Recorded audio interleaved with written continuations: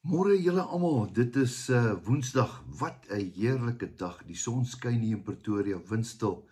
Absoluut perfek. Die reën het geval, die aarde se dors is geles.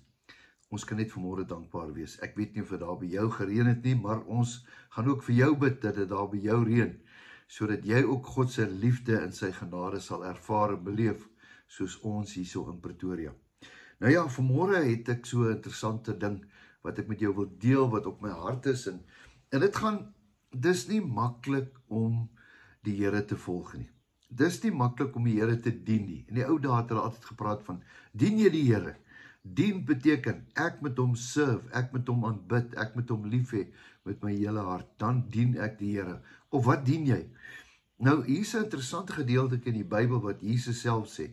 Sê weer eens, as Jesus dit sê, moet jy weet, dit kom daar van die hoofkantoor af, en dit is alles die waarheid. So elke woord wat uit sy mond het gekom het, kom absoluut uit die hart van die Vader uit. Nou, hier sê hy, vanmôre, en dis nie 'n maklike ding nie. Hoor mooi, is jy reg vir hom? Hy staan in Lukas 9, vers 23.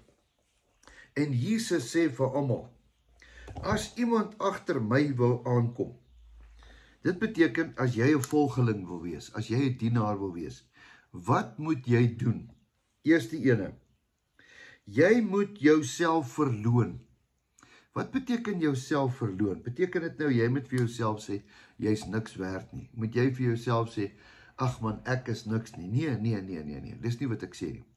Jy sien, Angus Buchan sê altyd, you need to die so that God can live.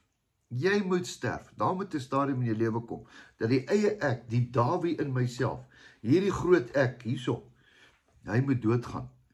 Paulus sê, ek leef nie meer nie, maar Christus leef in my.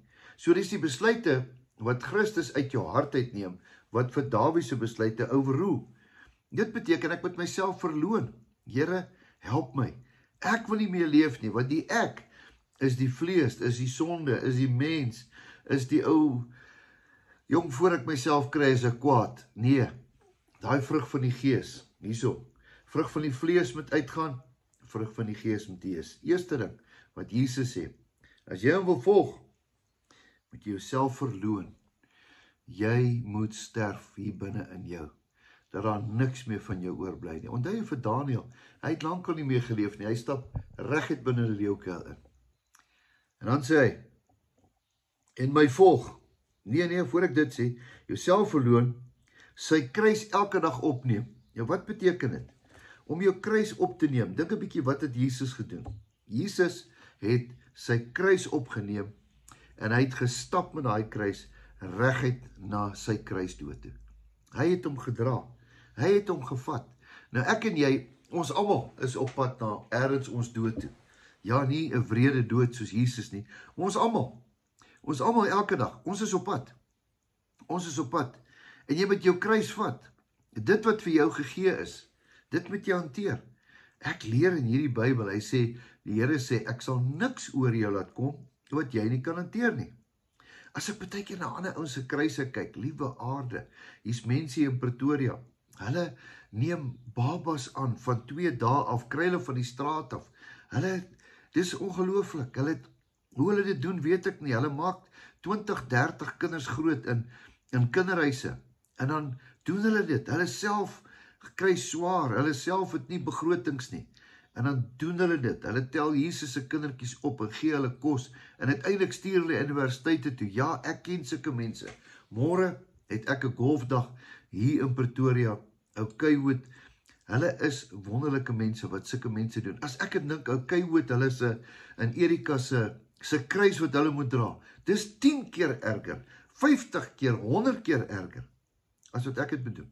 Daar's mense wat absoluut wonderlike werk doen. Hulle kruise is so groot. Hulle loon in die hemel gaan so groot wees. Ja, jy moet jou kruis vat. Ek het ook 'n kruis, jy het ook 'n kruis. Vat hom. Dis oké. Jy gaan deur hierdie egskeiding, jy gaan deur hierdie moeilike tyd, jy gaan deur finansiële stres gaan, tel daai kruis op, vat hom, stap, die oë gefestig op Jesus. Ja, draai jou kruis. Hy sê, Jy moet homself verloon, jou kruis dra en my volg. So, want elkeen wat sy lewe wil red, sal dit verloor. Maar elkeen wat sy lewe om my ontwil verloor, hy sal dit red. Baie diep storie vanmôre. Hier op die Woensdag. Ek kan maar net vir jou bring wat die woord sê en wat Jesus sê. En ja, elke dag. Kom ons kom vanmôre weer en sê, Here, help my. Help my. Dat al hierdie goed wat nie van Dawid af is nie. Here, asseblief vat dit weg. Ek sluit af. Eendag het iemand 'n mooi storie vertel van 'n beeldhouer wat so 'n stuk hout gehad het. En die ou sit en kap en iemand vra hom, hoorie, wat is jy besig om te doen? Hy sê, ek is besig om 'n perd uit te kap. Die ou sê, wel, ek kan nog niks sien nie. Hy sê, jy's reg. Hy sê, maar hoe doen jy dit? Hy sê, ek is besig om alles wat nie soos die perd lyk nie, weg te kap. Is dit nie so nie? Is dit nie mooi nie? Hy sien die perd. Hy weet hoe hy moet lyk, perfek. En al die stukkies wat nie soos hy is nie, is hy besig om weg te kap. Dis my en jou storie. Daar's nog baie hout, baie goed wat nog moet weggeskuur en weggekap word. En dis nie altyd maklik nie, né? Hulle timmer in ons. Maar die eindproduk is 'n mooi mens wat Jesus van die begin af in gedagte gehad het. En dis wat ons moet doen. Kom ons bid saam. Here, baie dankie vir hierdie dag. Dankie vir alles wat U vir ons gee. Dankie vir U liefde. Dankie vir brood, vir botter en ook konfyt ook. Dankie vir genade. Dankie vir vriende. Dankie vir kinders. Here, dankie vir alles. Dankie.